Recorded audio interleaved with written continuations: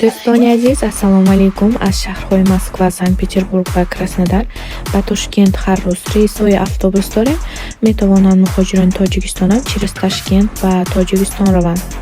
رقم ها برای معلومات +7965 872 0808 +7965 872 0000 زنگ زنید یا واتساپ نویسید. در این ویدیو لایک کنید و به کانال подписаться کنید. به شما راه سفید.